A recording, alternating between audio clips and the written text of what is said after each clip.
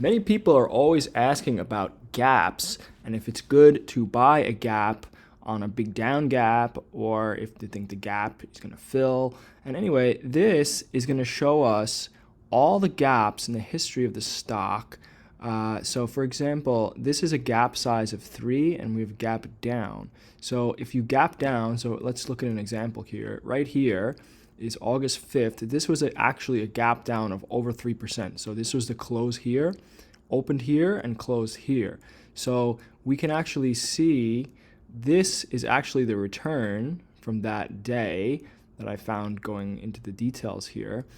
And you can see that actually the returns to the S&P, and this is from open to open. So if you had bought at the open in the morning on the gap down and you held and then you got out at the next open, so it's not filling, you're not doing like gap fill strategy, you're just holding for one period, whether day or day and night, when the gap occurs. So this is just I think it's very it's very clean looking at it this way, because if you try to do a gap fill strategy, then what happens is, well, looking at it, if you have a gap, right, you have a gap down. So for example, if you have a gap down here, and then while you're waiting for the gap to fill, you may have another gap down or up or something. And now you have a lot of overlapping data, you have a lot of overlapping pieces, and it gets very messy. So like this, I think,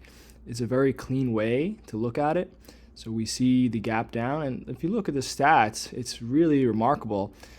Even though, by the way, the time in the market, and that's 0.25%. Obviously, 25%, that's not going to happen. 3% gap is a very, very large gap for the S&P. And so 1.7% mean. The annual mean is 1% a year, which you may think that's not a lot, but I'll remind you, the time in the market is 0.25. So that's like less than 1 day a year. As you can see, number of trades, 20, and this is over a 30-year period. This is less than 1 day a year, but you can look at, say, gap of 1%, and now you have 346 trades. But there's a lot, and some stocks just react. If you press enter, by the way, it defaults to gap up, so you have to make sure that you click the right one. Apple has done very well on gaps down. I think Boeing is one. Yeah, see, this is gap up. So actually Boeing has done very well on gap ups and not very well on gap downs. So it's a very quick way to just see how different stocks have performed on gaps.